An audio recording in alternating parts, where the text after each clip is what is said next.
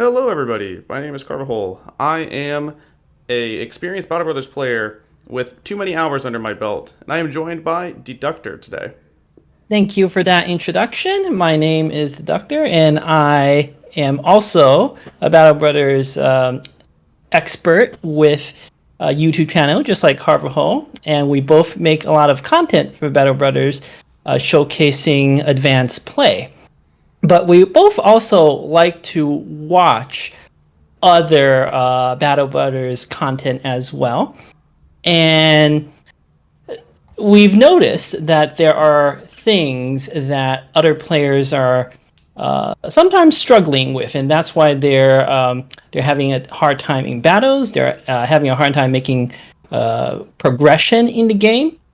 So we came up with a list of 7 things in Battle Brothers that if you do these 7 things, you are basically never doing. You're always doing the right thing. You're never going to go wrong doing these 7 tips that we have for you in Battle Brothers.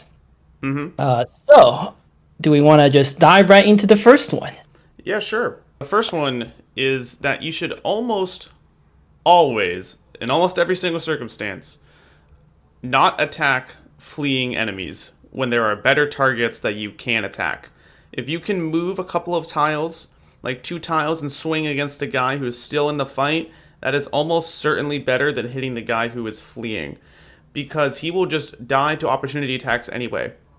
What you can do is you can pass your turn, have that guy die to your opportunity attacks or just get hit, and then on your past turn, you can then move and then spend the rest of your AP to attack anyway.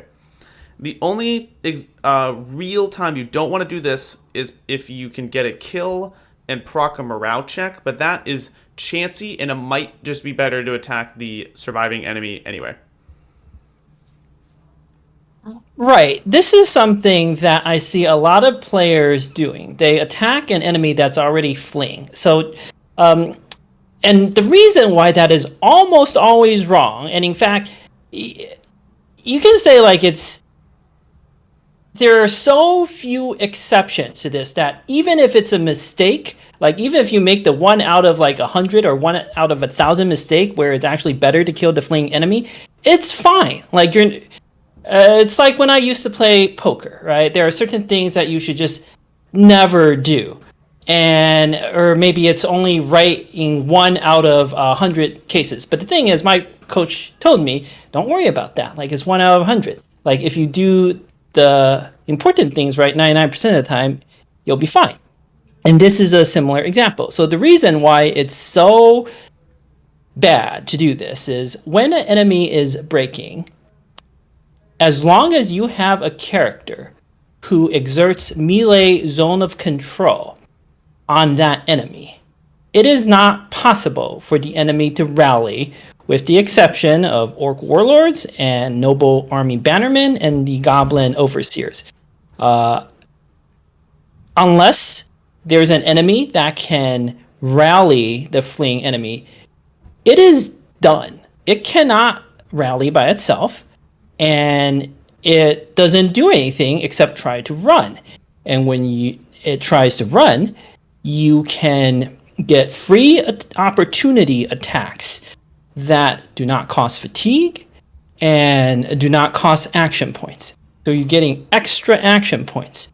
We all know how strong Berserk is for giving you 4 extra action points, or Quick Hands. This is like a even better Berserk and an even better Quick Hands, because you don't even spend any fatigue doing this. You can use your AP and your fatigue on doing something else, attacking an enemy that is not yet fleeing, maybe procking a morale check, and when you cut down the enemy that's fleeing for free, procs yet another morale check, and now suddenly you've ended the fight like 1 or 2 turns earlier and just break all the enemies, and you take so much less damage, and it's so much safer for your brothers. In fact, I will often go out of my way to make sure that I park a character who is exerting zone of control on a fleeing enemy. Even if that character could do something else, I value that greatly because it's a guarantee. Like guarantee things in Battle Brothers, we all know are so rare. Hit chances are capped at 95%. But guaranteeing that you've killed an enemy by just parking a guy with a melee weapon next to the fleeing enemy is incredibly powerful. You're definitely right. I think another thing that you want to think about is if you're trying to proc something like Killing Frenzy, if you kill the guy for free with your opportunity attacks, you get Killing Frenzy, and you didn't have to spend any AP to do it. You also would proc, if you're trying to maybe game for Headhunter, you could proc Headhunter. And there's other status effects like getting yourself confident as well by getting a kill that you can get for free by just standing there next to a guy who's fleeing and killing him. Exactly. These are all excellent points. So, next time you play Battle Brothers, just play a little slower. Once you've broken an enemy, you don't have to attack it. In fact, just don't attack it. Think about something else to use your brother on, and I promise you, like it will be the better choice. Mm-hmm. So, the second tip that we have for you is that you want to maximize your surround bonuses before attacking. Just a basic summary of the game mechanic. Against most enemies, the ones without underdog, which is most enemies in the game, if you have a single brother next to them, you don't get any accuracy bonuses for melee attacks. But if you put two brothers next to that enemy, each brother will have a plus 5%. If you have three guys surrounding one, it's plus 10% for each. So it's plus 5% for each brother. And as we know in Battle Brothers, you can wait a turn. So what you could do is you can move up, don't attack yet, wait, move a second brother up, don't attack yet, wait, and move the third brother up. Well, at this point, you can attack with the third brother since you've maximized your surround bonuses. And then the turn will eventually cycle back to your first brother and your second brother. And now each of them gets a plus 10% chance to attack. Especially early game, you will not be capped on melee attack. So like that's the difference between a 60 versus a 70% on two attacks, not just one attack there. And if you expand the combat log and look at the dice rolls, you will notice that those extra 5 to 10% of surround bonuses can make the difference between a hit or a miss. And early game, or really at all stages of Battle Brothers, but it's super noticeable early game, you don't actually need to land that many hits to win the battle. Like you might only land like 10 hits a battle, and landing 2 extra hits one turn earlier can be the difference between an injury or getting one of your brothers killed, or like winning the fight very cleanly. Mm-hmm. So, I'll go ahead. And finally, there's almost no downside to waiting before getting the surround bonus, because you're not really giving up any action points or any fatigue or anything else on your other brothers. So like you gain the extra accuracy for free. Yep. And so if you think about it, your guy at level 1 probably has an average of 52. If he gets an extra 10% to hit, that's like having 62 on his melee skill. He could only possibly level up like 3 at any given level. So he's getting 3 extra levels and then 1 extra point for passing his turn. So that seems like a pretty good trade-off to me. Even if he only gets 1 extra guy, that's about a level and a half in terms of melee skill. So when you break it down like this, waiting is just objectively the right move in almost every single circumstance. Well said. Consider the gifted perk, right? It's generally considered one of the best perks in Battle Brothers, and that can get you at most plus 5%, or I'm sorry, plus 3 attack. So just getting the plus 5 bonus is like getting basically 2 gifteds, or almost 2 gifteds. That's how strong it is. Yep, and all you have to do is press the space bar. So go ahead. I love it. Press the space bar, everyone. Press it. Press the space bar. Yes, yes, yes. Similarly, I think you should make sure to, while we're on this topic, not get your guys surrounded, because enemies have the same thing. So don't run your dude into 2 to 3 enemies so that he can get plus 15% chance to be hit on him. Just avoid that, because they will get the same things that we're talking about right now, and you'll lose your brother very, very quickly. I remember, Carvajal, you made a video showing Battle Brothers positioning, and you talk about the concave position and how bad it is to put a brother in that concave position, and how good it is if the enemy gets baited into, or if you manage to set that up to get an enemy and caught. A concave, by the way, is just like three brothers sort of in a semicircle. So, like, remember that. You want to avoid concaves and put the enemy into concaves, and it's all about that extra hit bonus. Yep.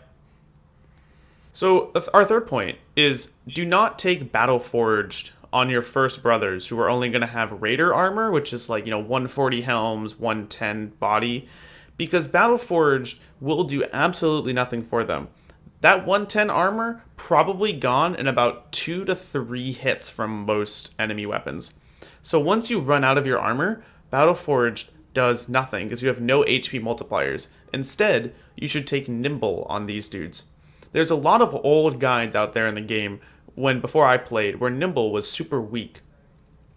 I don't quite know the specifics, but there was some reason that nobody ever took Nimble, and a lot of these guides told like never take Nimble, Nimble sucks, always take Battleforged. The game has now changed. Nimble is just exponentially stronger than Battleforged right now for early game bros, because when you have that 110 gear, it's almost perfect Nimble mail. So you'll get about 40% of your HP taken as opposed to a Battleforged character with no armor. So that's over double your effective hit points. And you are going to run out of your 110 armor all the time because it's only 110. And an Orc Axe does like 45 damage. So taking Nimble gives basically your entire team about double the effective hit points. Once you get to armor that's about like 230, 210, that's when you should start taking Battleforged. Ideally, you'd have like 300, but that's very late in the game. But do not take Battleforged on Raider gear. I can tell you why Nimble used to suck way back before the first expansion, way back before Beast and Exploration, because I played then. And you had no choice but to go Battleforged, because the way Nimble worked was you got 50% damage reduction, including to your armor. But it was a percent chance based on the total fatigue of the armor that you had equipped. So unless you're wearing a t-shirt with a straw helmet, it was always it was a sub 100% chance. So most of the time, sure, you'll take that 50% damage reduction and it's great. But then, like, the Orc Warlord swing his axe and boom, you get decapitated because you failed your 20% chance of proccing the 50% damage reduction. So that's the reason why nobody went Nimble, except on archers, because sitting in the back and sometimes you get shot at by goblins, but they can't one-shot you. So you got a lot of value out of that. In the Beast and Exploration expansion, it got reworked. The numbers changed around a bunch. But in the modern way, Nimble perk, and it's worked like this for years at this point, you get a maximum of 60% damage reduction, so only 40% of damage to hit points is taken, assuming you have a perfect Nimble gear, which is armor up to 15 fatigue. So 40% damage taken to hit points is the same as plus 150% hit points, mathematically. And we know that Colossus is a really good perk that pretty much, like, you can't go wrong taking Colossus, and that's plus 25% hit points. So you're getting something that is 6 times as good as Colossus. Once you take Nimble against most enemies in the game, that brother will be impossible to injure, or they'll take like a light injury. They'll be so much tankier against the vast majority of attacks. They don't suffer morale checks as much. A lot of attacks are going to do less than 15 hit points, so they're not going to have as many morale problems against most enemies in the game. And the reason why it's so bad to take Battleforged on that light armor is just like Harvard said, like it's not doing anything for you. Would you rather have, plus 150% or plus 100% extra hit points, or like minus 10% damage to your armor that gets wrecked in 2 hits anyway? And then like the next hit to your hit points is going to cause some terrible injury. It's not even close in terms of survivability. And Nimbo opens up certain builds that you can't do otherwise. For example, you can still get a lot of value out of dodge, which is extra survivability. There are initiative builds that are kind of advanced thing that we don't have to talk about here. But like with Battleforged, in the late game, once you do have 300 or heavier armor, it is great. It is more survivable, but it takes time to get all that armor. And you can definitely beat the game, including all the legendary content, with just Nimbo guys. You might lose a guy or two in the Black Monolith or some of the harder fights doing that. And with 300, if you build it well, you can do it without losses. But once you've cleared like the hardest content, it seems like time for a new run anyway. And even if you want to beat it without losses, you still are not going to get like the 300 armor on everyone early or even mid game. So having a couple Nimbo brothers, even as a transitional build, is very strong. But I promise, once you start using these Nimbo brothers and you see how survivable they are, you'll realize you don't need super heavy armor on everyone. Yeah. You brought up Colossus, which I just want to point out. Colossus gives you 125% of your normal hit points. 5 over 4. 80% Nimble is 4 over 5. So 80% Nimble is equal to Colossus. And normally when you go Nimble, you get like 45% Nimble. So just to put that in perspective, that's how much stronger it is. And you already take Colossus anyway, so take Nimble on all these dudes. Most of my rosters end up being Nimble. At least like 2/3 of my early game rosters is probably like 90% are Nimble. By the time it's like the end game, I'm ready to start a new campaign, 50% Nimble. And most of those are holdovers from the early game anyway. Our fourth piece of advice is that you should always try to take the high ground and avoid the low ground. The reason is because if you are on the high ground, you get a plus 10% attack, both ranged and melee attack bonus, and the enemy, if they're trying to attack into the high ground, suffers minus 10% accuracy. So you gain effectively plus 10 defense. So plus 10% attack and plus 10% defense, that's like 3 gifted. That's how insanely good it is. There are potentially other good reasons for taking the high ground. Stepping up on the high ground, unless you have Pathfinder, means that it takes 3 AP. So certain enemies, for example, like zombies, if they change elevation, they literally cannot attack you. Zombies, I mean the Wiedergängers. So you could like bait the zombies up on an elevation change, and they can't even hit you. Like they literally cannot attack. You're 100% safe doing that.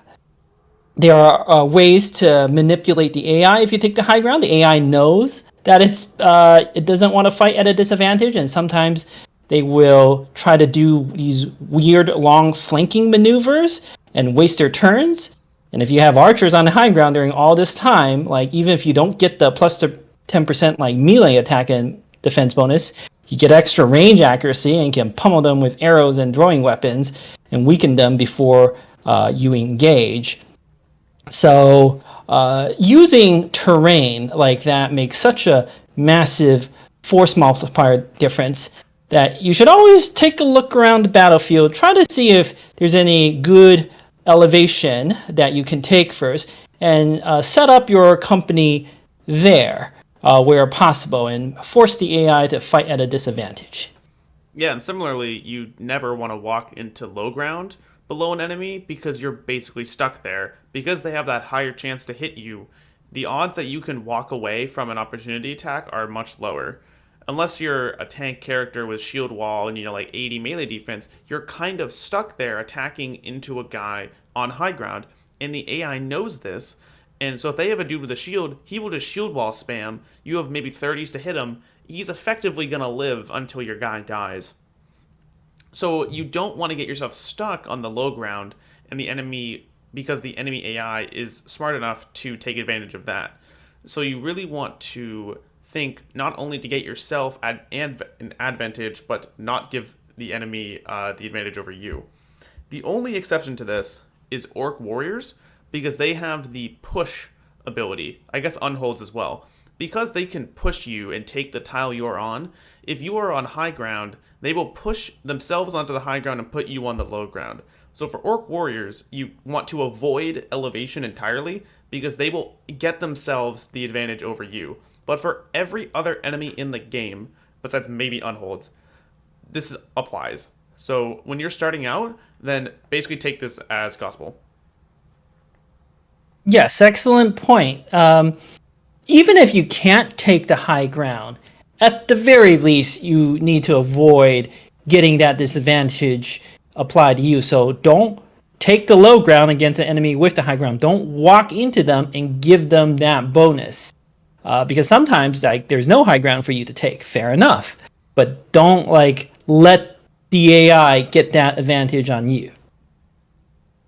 Our fifth tip for you is that you should never break the shields of enemies, with the exception of Shrats. But every other enemy in the game, do not bother breaking their shields. And there are several reasons for this. The biggest reason, by far, is that when you break an enemy's shield, they have no choice but to now swing their weapon twice with the double grip plus 25% chance to, or plus 25% damage bonus if you can't kill them in time. So you're massively buffing the damage of that enemy. If you don't break the shield, in contrast, a lot of times enemy will just shield wall and swing once, and then next turn shield wall and swing once, and they don't really do much to you if that's all they do. Furthermore, breaking the shield is not free. It costs fatigue, it costs hit AP, depending on your weapons and masteries. A single break shield ability may not even work. I think to even reliably do this, you need mastery, axe mastery specifically. And if you're using an axe mastery long axe to do it, well, you've passed up the turn on the long axe user. It looks sexy to do this because it's frustrating to swing away at something that is shield walling. You have a 20-30% chance to hit, and you're I can't hit this thing. So, okay, I'll break the shield, and then I'll attack them. But usually you don't have enough damage to kill them anyway. So next turn, they do a massive amount of extra damage, and you take unnecessary hits. Whereas if you swing away with the 20 to 30%, you're going to hit, especially if you take fast adaptation, which we'll talk about later. And we all know how frustrating it is when the AI swings away at their 20 and 30% and hits 3 times in a row. That will happen when you start attacking the AI with those odds too. I've have countless times where I've hit the AI at these seemingly low percent chance to hits. And it's okay, because you will eventually kill them as long as they can't do any damage back to you. Now, Shrats, you do want to break the shield because they get absurd damage reduction otherwise, and you pretty much need to do that to even kill them in the first place. But that's their whole gimmick. That's just the gimmick of the fight. Yeah. I think the other thing is it's the opportunity cost of the weapon you're taking. So it's day 3. You're fighting your first Brigand Raider. He's got a shield. Okay, I bring my hatchet out. Oh, my hatchet has a 21% chance to hit against his plus 15 round shield. Let me shield break oh, I have to use 9 AP and I broke the shield and then he hits me twice and kills me. Or I take a spear with plus 20% chance to hit. Now I have a 41% chance to hit against his plus 15 shield. I'm still winning. I don't have to bother breaking the damn shield, and I don't have to waste my AP breaking it and giving him double grip. So the weapons that have shield break usually suck for the early game. Like the hatchet sucks, the whatever it is, the barbarian thing, like the barbarian axe hammer, that thing sucks. The long axe is pretty good. The long axe is in fact so good that you don't want to break shields because you're missing out on so much damage. Similarly, with the two-handed axes, they're so good that you're sucking by breaking the shield because you're missing out on basically one-shotting an enemy or almost two-shotting them. So there's no like mediocre axe weapons out there that can break shields. You know, even something like a two-handed hammer or two-handed mace is so good. Stagger, daze, great things. Don't waste it on breaking a shield. And if you have a really bad weapon, just get a better one. Oh, it can't break shields. That's okay. It can have a higher hit chance, and then you don't have to worry about the shield in the first place as much. Plus, against the enemies with shields who you can't hit, there are other ways to beat them. So enemies with shields usually it's raiders in the early game, and brigand thugs as well. But in those fights, almost always there are going to be some enemies without shields. So you can prioritize all your attacks on those enemies and then send your own guys with shields to distract or tank the raiders with shields. Then, once you've killed all of their double grippers and all of their two-handers, at that point, the remaining brigands are probably having some morale problems, they're wavering or breaking, and you should have a numerical advantage. Then you can rush them to just move up and proc a morale check. And if they break, this goes back to the first principle. Like we know, enemy that is fleeing cannot do anything to you. So you can like safely ignore the enemies with shields, try to kill everything else first, then use an overwhelming number of attacks or morale checks to break the enemies with shields, and a lot of times you can even set it up so you can get us around and dagger them for their armor. So there are so many good things that come from just leaving the shield guys alone, don't break their shields, and just do almost anything else in the fight, and you'll have a better result. Our sixth point is to use throwing weapons as soon as you can obtain them. For people that watch my videos, you hear me complain about throwing weapons all the time because they are super accurate compared to bows and crossbows. Crossbows are very, very good, but they only get one chance to hit per turn, and thus on the early game, you want more chances to hit because that just gives you more accuracy. The bow is not as accurate, and it doesn't do as much damage, but a javelin, or a throwing axe, has the closer range, so you get less drop-off over range, and you get more damage because you're closer, and you have the plus hit chance I think is higher for these weapons at the close range. So you're actually able to basically 2 to 3 shot thugs, and with some help you can get down raiders and early game nomads very, very quickly. If you can get your hands on some barb throwing weapons, which are taken by reavers if you fight a very early reaver, that is a huge power spike for your game.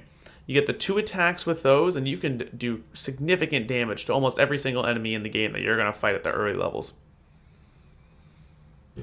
Exactly, and we're talking about getting throwing weapons like day one and equipping them very early in your campaign. They can be expensive, like 200, 250 gold to buy, and some origins, maybe you can't afford it, but if you have a decent amount of starting funds, it's almost never a bad pickup for any brother who has range attack, because throwing weapons get a plus 30% chance to hit with a minus 10% per tile. So if you're 2 tiles away from an enemy, you are getting, I think, plus 20% accuracy with 2 attacks on top of that.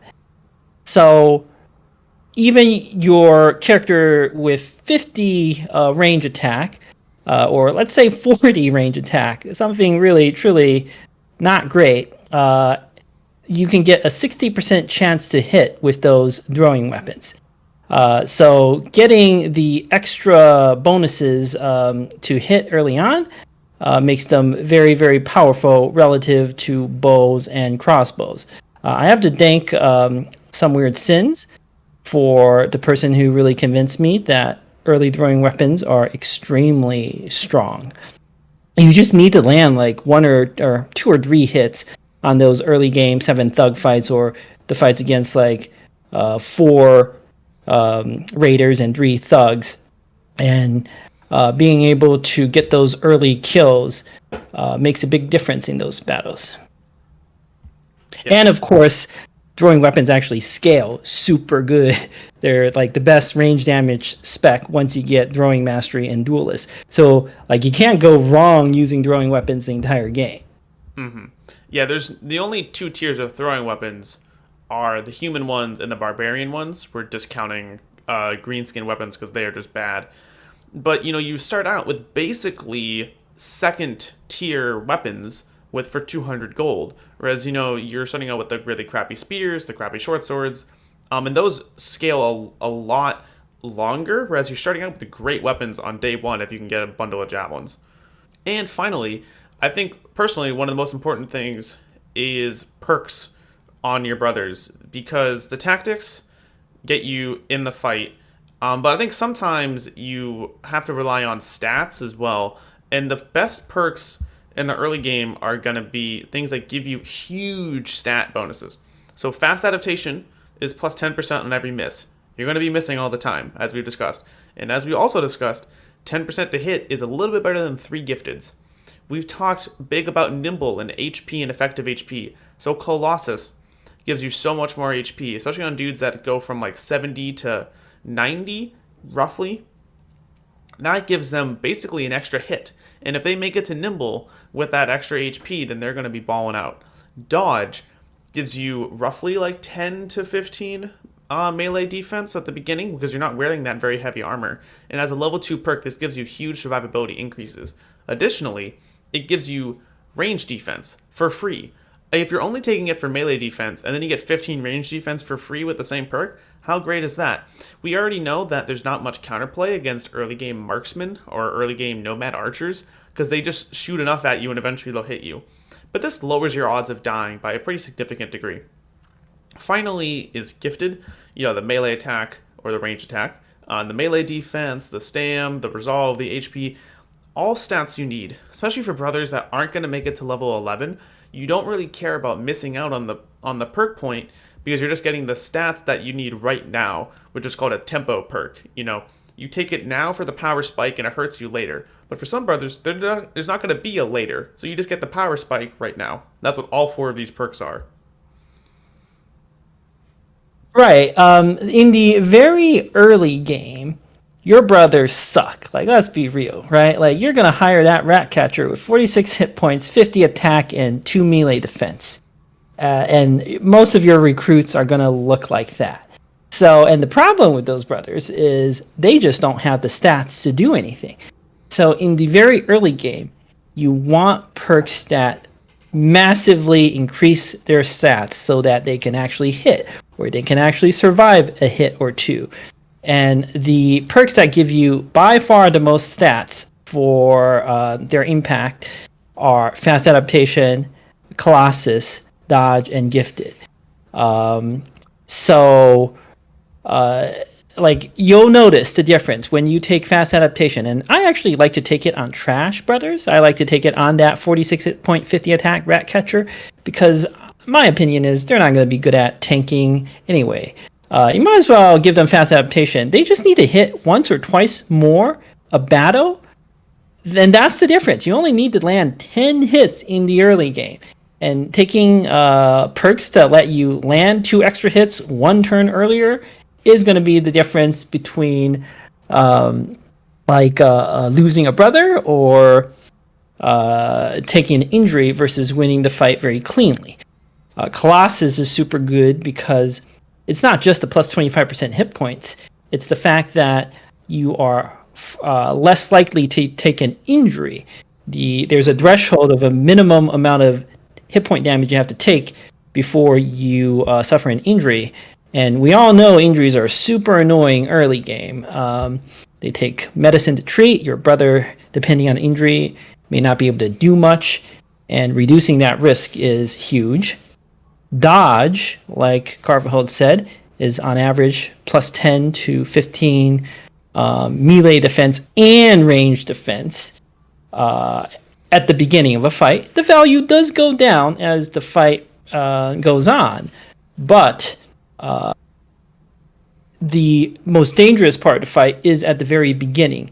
And even in the at the end of the fight, if you're getting even like +3 or +4 melee defense from dodge at the very very end when you should have like killed pretty much everything else, that's still pretty good. Like underdog, which is generally considered a very strong perk, often just gives you +5.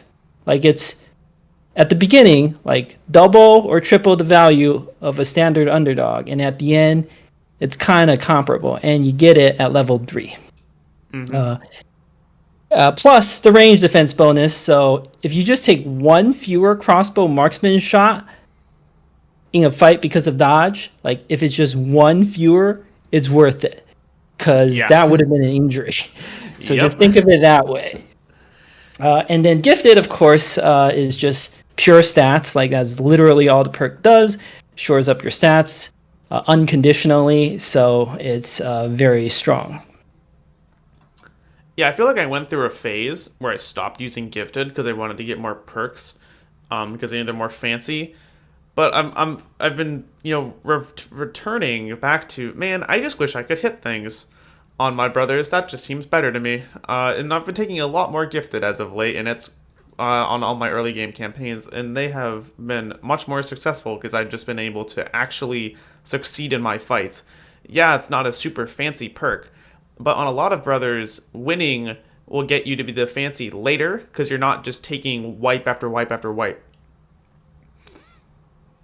Right. All of these perks will minimize the amount of RNG you have to deal with early game by just having better dice rolls. And then once your company becomes established, like you got Raider gear, you got some tier 2 weapons, then you can start taking various utility perks at that point. But in the very early game, before you've collected like that full set of Raider armor, these perks are just going to give you so much value. All right, so to summarize, I just want to go over the 7 things again, just kind of list them. You want to almost always hit enemies that are not fleeing. Just pass your turn, have the guy dodge opportunity attacks, and then go on to enemies that are still in the fight. You want to get your surround bonuses before you attack, because the extra hit chance will make a very important difference between a hit or a miss. You want to avoid taking Battleforged on brothers with Raider armor. Take Nimble instead. You want to play around high ground and low ground. Do not let the enemies get the advantage on you, and let them waste their turns running around you while you stand on hills. Do not break the shields of enemies. It is almost always, looking at you Shrats, a bad idea. Use throwing weapons as soon as you can obtain them. Day 1, buy javelins, or day 2, buy javelins. It is going to help you in those fights kill enemies much, much quicker. And finally, look at perks that give you huge stat bonuses to reduce the amount of RNG in the game. As you get better, the only thing that really stops you is RNG, because you know how to play. So take perks like Fast Adaptation, Colossus, Dodge, and Gifted to make your RNG go down so you can play with your skill and win that way.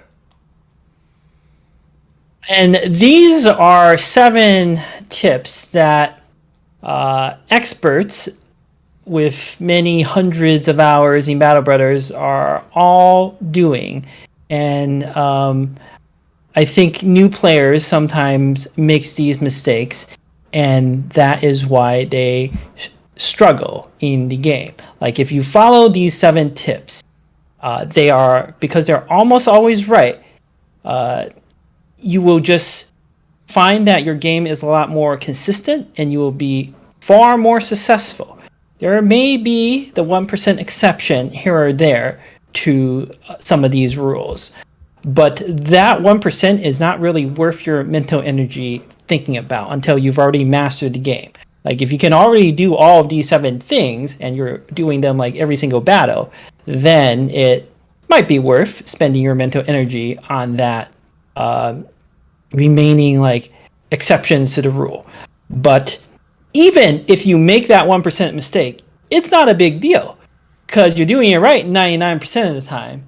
And that's where you're going to get all your values are. I'm just looking through the 7 lists again, and I'm not sure I've ever lost a battle because I missed out on that 1% of an exception to these. But you can definitely lose battles if you don't follow this advice for the 99% of the situations. Yeah, just do these things in your play, and you will find that you are far more successful. Thank you, everybody, for this video. I thank Deductor again for joining me, and have a wonderful day. Thank you.